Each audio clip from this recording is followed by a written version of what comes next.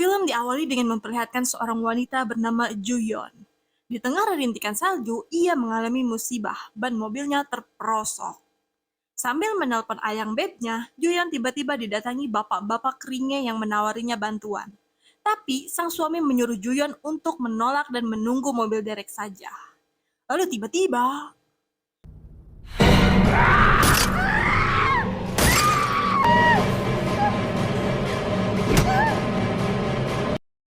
si bapak cekring yang setengah edan itu menghantam mobil Ju-yeon. Bagaikan jelma kasetanan, pria itu memantrek-mantrek Ju-yeon dengan palu kopetnya. Dan langsung menyeret Ju-yeon ke markasnya. Dan inilah film I Saw the Devil, alias Aku Melihat Jurig. Ju-yeon sudah terkapar memohon ampunan agar dibebaskan. Ia juga berkata bahwa dirinya sedang hamil. Tapi, namanya juga psikopat mah edan, pria itu tak hayang denge. Dengan sadis, ia memutilasi tubuh Ju-yeon hingga beberapa bagian. Dan cincin kawin yang ia kenakan terpental yang kemudian menyelip di saluran got. Tak berselang lama, akhirnya polisi menemukan potongan tubuh Ju-yeon. Bahkan, mereka menemukan kepala Ju-yeon yang sudah buntung. Sang suami yang melihat istri tercintanya mokad secara mengenaskan menjadi sangat sedih. Sang suami bernama So-hyun berusaha menguatkan ayah mertuanya yang sangat terpukul akibat kehilangan putrinya. Ia meminta maaf karena tidak bisa melindungi sang istri. Saat pemakaman, So-hyun menjadi tak kuasa menahan air mata. Ia sangat menyesal karena telah gagal menjadi suami. So-hyun berjanji bahwa ia akan membalas psikopat si Alan itu dengan rasa sakit yang 10.000 kali lipat atas apa yang Ju-yeon rasakan. So-hyun yang merupakan agen Badan Intelijen Nasional izin cuti kepada atasannya selama 2 minggu. Karena ia seorang agen negara, tentu saja ia dapat dengan mudah meminta alat sadap yang super canggih kepada rekannya. Hal itu tentu saja akan ia gunakan untuk melaksanakan aksi balas dendam. Si abah mertua yang seorang pensiunan detektif memberikan So-hyun daftar orang-orang yang memiliki track record atas kasus yang sama. Karena udah dendam parah, So-hyun langsung mendatangi tersangka pertama. Orang pertama adalah bajingan yang hobinya memperkaos para wanita. Tanpa banyak bacot, So-hyun langsung melumpuhkan pria itu. So-hyun menunjukkan foto istrinya. Namun sepertinya bajingers itu bukanlah pelakunya. Karena udah kadung hewa dan jengkel, So-hyun menggaplok kemaluan si pria pakai kunci Inggris hingga kolojotan. Dendam yang menggebu-gebu membuat So-hyun langsung menabrak tersangka kedua. So-hyun menghajar pria itu tanpa ampun. Dan setelah ditelaah, So-hyun meyakini bahwa bukan dialah pelakunya.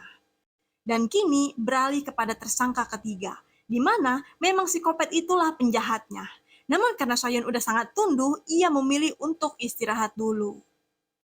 Sedangkan di sisi lain, sang kopet beraksi kembali.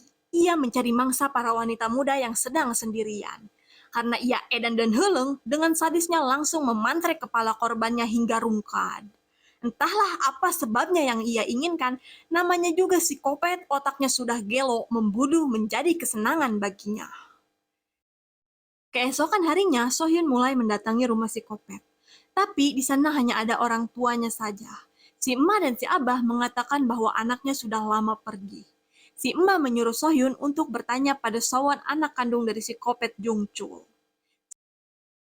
Singkat cerita, So-hyun akhirnya berhasil menemukan persembunyian Jung-chul. Dan sepertinya si kopet sedang tidak ada di rumah.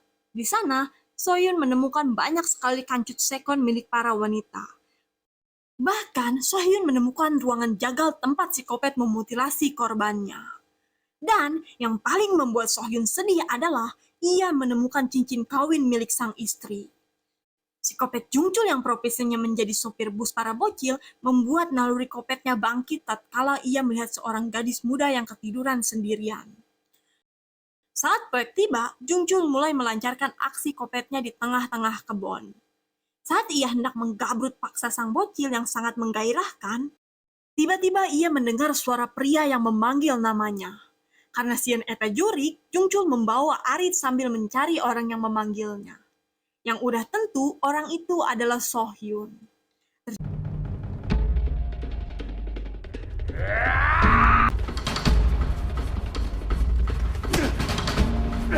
Jadi pergulatan kecil di antara mereka.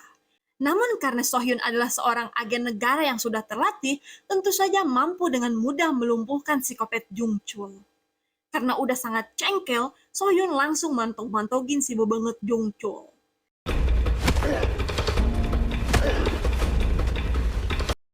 Saat hendak mempataliti menggunakan batu, Sohyun malah membatalkan niatnya. Ia memasukkan penyadap di tubuh psikopat. Dan saat psikopat tersadar, ia merasa aneh lantaran Sohyun malah memberinya duit untuk berobat. Saat psikopat Jung Chul sedang mencari mobil truk untuk nge-BM, tiba-tiba ada sebuah taksi yang menawarinya tumpangan. Di mana di dalam taksi itu sudah ada satu penumpang yang sebenarnya teman dari sang supir. Dan ternyata kedua pria itu adalah seorang psikopat juga yang sedang mencari mangsa. Dan mereka menjadikan Jung Chul sebagai korbannya. Namun karena psikopat Jung Chul lebih pro dari kedua psikopat itu, membuatnya mampu dengan mudah merungkatkan kedua pria kopet hanya dengan sebilah pisau.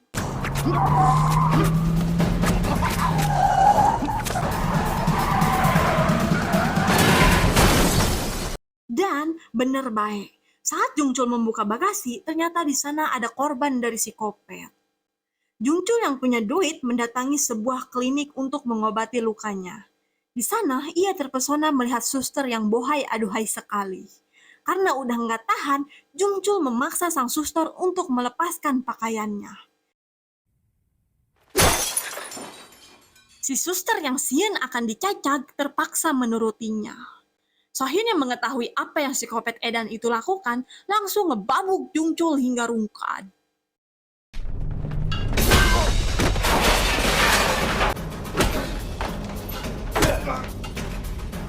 Sohyun menghajarnya habis-habisan.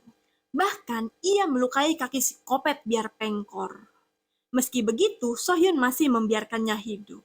Karena tujuan sebenarnya Sohyun adalah untuk membuat psikopat merasa ketakutan dan kesakitan yang terus-menerus.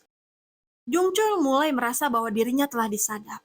Namun, ia belum menyadari bahwa alat sadap itu berada di dalam perutnya.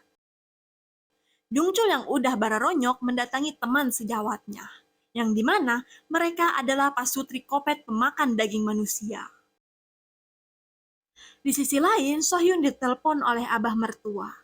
Ia diminta untuk segera berhenti melakukan aksi balas dendamnya. Bahkan, sang adik ipar juga berkata bahwa, "Udah AA, serahkan saja psikopat itu ke polisi. Kita khawatir AA bakal dicincang oleh psikopat." Tapi tetap saja, Sohyun yang dendamnya udah menggebu-gebu sampai ke ubun-ubun, menolak untuk berhenti. Dan ia pun kembali mendengarkan percakapan para psikopat Edun. Jung Chul mulai memikirkan apa motif sebenarnya Sohyun. Karena ia merasa aneh bahwa Sohyun menyakitinya, namun menyembuhkannya juga. Psikopat Gempal berkata bahwa mungkin saja Sohyun ada kaitannya dengan para wanita yang ia bunuh. Si Gempal menjelaskan bahwa Sohyun juga seorang monster kopet, karena ia menikmati kesakitan yang Jung Chul rasakan. Jung Chul berusaha mengingat, dan kini ia tahu bahwa Sohyun adalah suami dari Juyeon, karena cincin yang ia kenakan sama dengan yang Juyeon kenakan. Sohyun yang udah jengkel menyelinap masuk ke rumah kopet kanibal. Sedangkan si Gembal bersiap akan mengeksekusi korbannya untuk dijadikan rendang buat ngawadang besok. Saat ia hendak mencacag si korban, tiba-tiba ia mendengar suara gogol-trakan dari arah luar. Karena kepo, ia berusaha mencari suara itu. Namun saat ia berbalik, tiba-tiba daging segar miliknya sudah menghilang. Dan Sohyun sudah berada di sana. 소리도 없이 어떻게 들어왔어?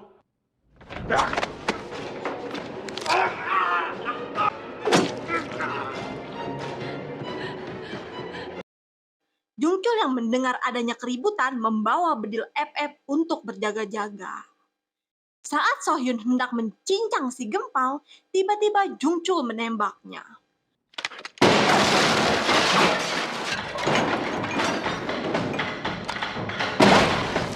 Sohyun berusaha menghindar. Ia bersembunyi di kamar istri Kopet, yang ternyata ia sudah bersembunyi di dalam lemari sambil bawa gunting. Lalu tiba-tiba, si istri Kopet yang so jago pun akhirnya puyeng kena bogeman dari Sohyun. Si gempal Kopet berusaha menyerang Sohyun. Dan untungnya, Sohyun berhasil membabuk-babuknya hingga tak sadarkan diri. Sohyun yang melihat Jungchul mulai mendekat, menaburkan paku payung ke arah Jungchul, yang membuatnya langsung adu-aduhan. Dan Sohyun pun langsung menghajar Jungchul tanpa ampun. Namun, tetap saja tidak sampai mokad.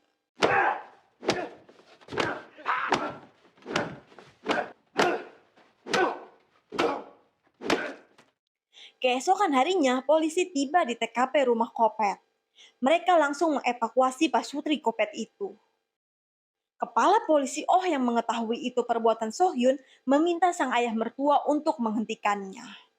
Karena ia khawatir jika Sohyun terus bermain-main dengan si Kopet Edan itu akan membahayakan sang mertua dan adik iparnya. Sedangkan di sisi lain, Sohyun terlihat sedang mengobati lukanya. Rekan Sohyun keceplosan menanyakan mengenai soal kapsul sadap itu.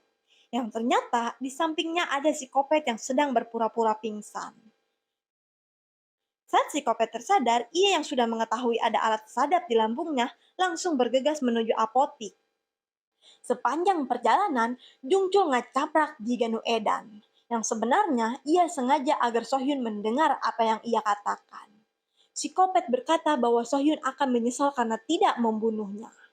Di apotek, ia mengambil obat mules untuk modal. Sohyun yang tahu itu langsung bergegas ke sana. Dan alangkah edannya, ia ternyata merungkatkan si abah penjaga apotek. Jungchul yang udah buang hajat berhasil menemukan alat itu. Dan dengan gobloynya, ia malah membabuk supir taksi dan memasukkan kapsul bau modal itu pada si supir. Sohyun yang sudah kehilangan jejak mulai panik. Sedangkan si Kopet Jungchul menelpon polisi Oh untuk menyerahkan diri. Sohyun yang kehilangan jejak mendatangi si gempal Kopet untuk menanyakan di mana sahabatnya. Dan namanya juga si Kopet Edan, si gempal malah sesengiran menertawakan Sohyun. Ia berkata bahwa Jungchul akan membunuh keluarga Juyon. Sohyun yang hewa ditertawakan oleh si Kopet Edun langsung merobek mulutnya agar ia tidak bisa mukbang daging manusia lagi. Kemudian Sohyun mendapat kabar dari rekannya yang telah menyadap mobil yang Jungchul naiki. Ia memberitahu bahwa si Kopet Jungchul menuju ke kediaman si ayah mertua. Sohyun yang panik langsung pungpang-pangpeng kepada ruku. Ia juga menghubungi polisi Oh untuk mengirim pasukan ke kediaman ayah mertuanya. Dan ternyata Jungchul berhasil merungkatkan si ayah mertua. Dengan edunnya, ia menggaplok-gaplok banget si abah sambil ngecoprak gak jelas.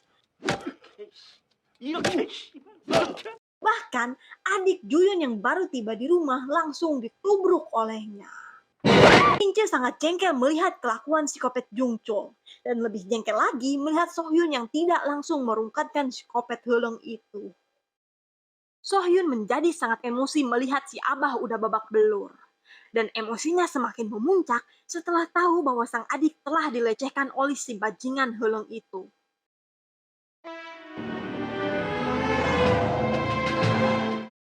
Si Kopet Jungchul hendak menyerahkan diri ke polisi. Namun saat polisi akan menyergapnya, Sohyun yang merasa jengkel dengan dendam yang menggebu-gebu sampai ke ubun-ubun, langsung menyeret si Jungchul untuk pergi.